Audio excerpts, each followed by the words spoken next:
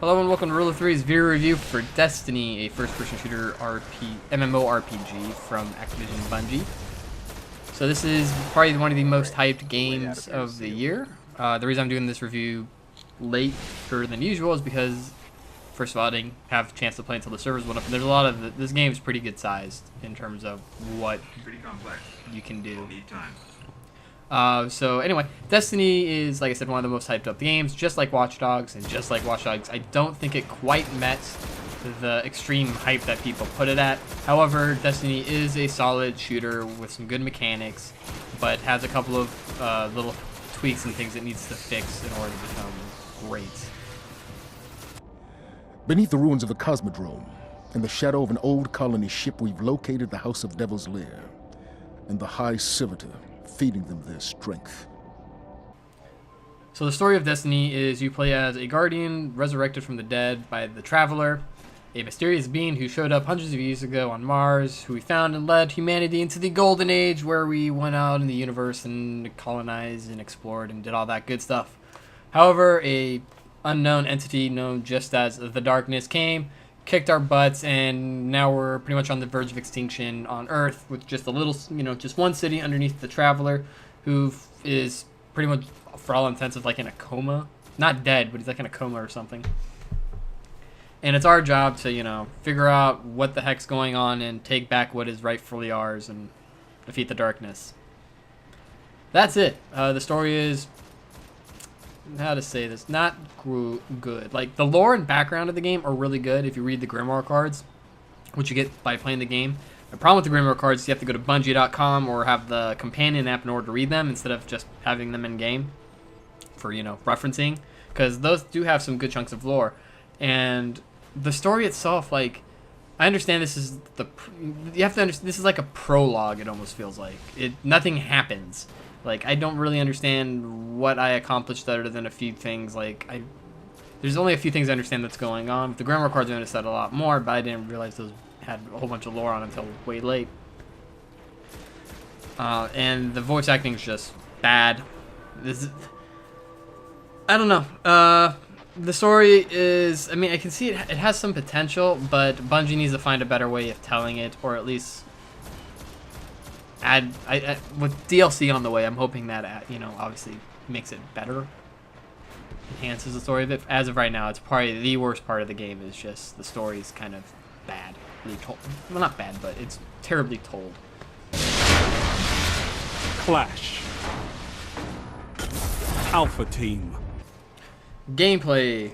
This is going to be the longest part, and I'm going to try to be quick and concise because I'm not going to be able to go over everything. I'll just kind of try to bunch everything in together. So let's start off with the RPG element. So you have, obviously, every time you kill something or do quests, you get experience points. As you gain experience points, your guns level, your equipment level based on the experience points they gain. Your skill trees will level. Every time you level up, you'll get like a new skill until later in the game, but then it's based on the XP, not your level. You cap out at 20. After 20, you get gear pieces that have what's called light attribute on them. That allows you to go over the level 20 cap up to a max of 30, I believe, at the moment. It's pretty weak, and I don't even know why there's not.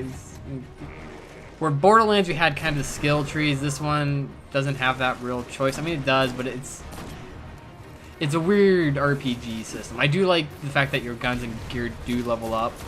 But that's all of the RPG elements that is really there. You gain XP and your stuff goes up in level, and then you just click a button and you gain the benefit. It's more of just like customization trees that you can just keep changing back and forth depending on what you're doing. But it's an okay system. I do enjoy it.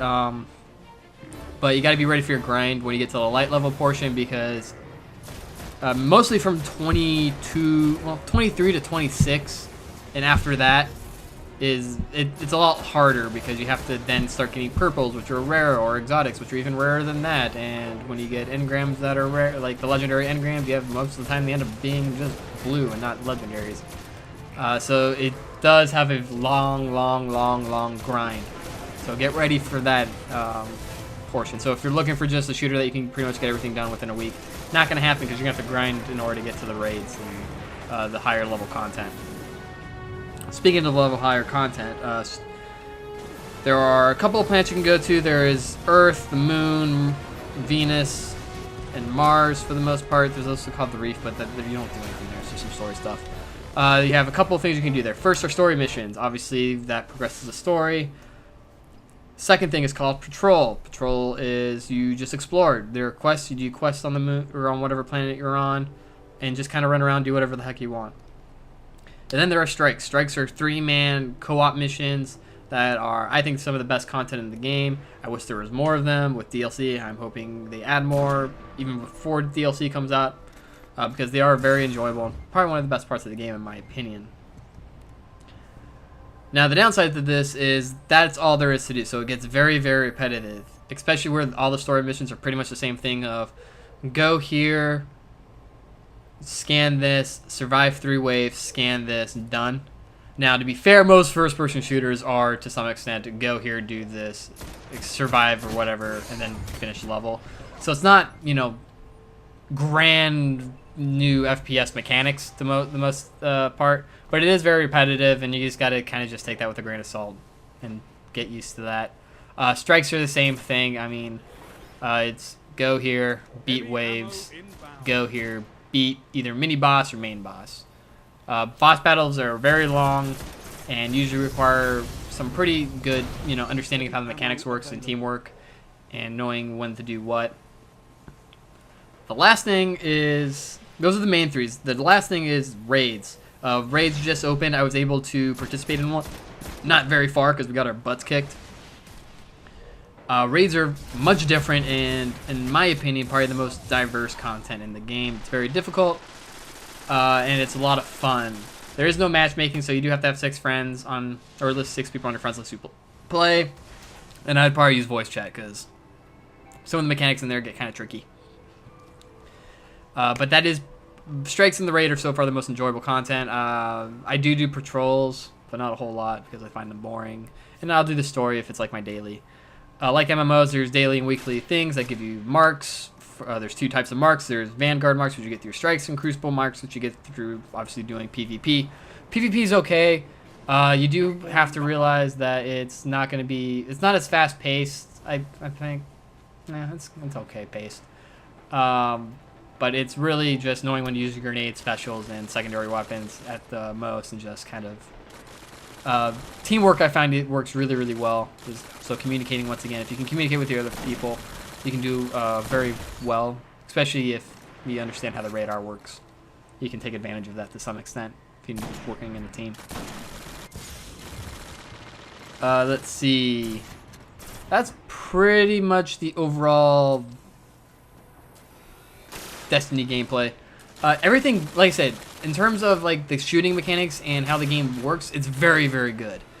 The problem is just not a lot of variety. The RPG mechanic is just, I feel like they just kind of threw it in there because they could. And like I said, if you're not used to MMOs, you're not going to like the grind, because you're going to be grinding for a long time, especially just to get to the raids. The lair is up ahead, under that colony ship, just on the other side of all those devils. Now, while I know I missed a lot of stuff in Destiny, I didn't go over everything, because there's just a lot. Destiny, like I said, is a very solid game, but they kind of missed the mark on just being as innovative as I think Destiny could have been. So I'm going to give Destiny a, let's see, we'll give it a buy rating. I think it's worth the buy rating. I thoroughly enjoy it. My friends thoroughly enjoy it. However, this is one of those games that I'd say if you don't want to take the risk and if you're not in MMOs, or if you're not 100% sure with some of the things I've talked about, obviously don't buy it. But I do think it is worth buying. I'm hoping the game gets better in the long term, as this is an MMO. So I'm going to stick with it. I'll probably do another review when the DLC comes out and kind of reevaluate where it is from that. It might go down, it might go up, depending on how good the DLC is, or it might be solidified as a buy versus kind of on a borderline buy or rent, in my opinion. Thanks for listening, everybody. Next week, or this week, at the end of the week, will be Naruto Shippuden Ultimate Ninja Revolution, and hopefully Fairy Fencer F. I just started playing Fairy Fencer F pretty much as soon as I'm doing this recording. I just started it before I did it. Hoping to get that up as well by Sunday or Monday, just because it is a little meatier because it's an RPG. We'll see how that works. But those are the 2 games I'm working on right now. Thanks for listening, everybody. Remember to check out Rule of 3 for all your gaming news and where I post reviews and other things. Check out, like us on Facebook, Twitter. Follow us on, or subscribe to our channel, wherever the subscribe button is. I forget. Thanks for listening, everybody, and always remember to trust in the Rule of 3.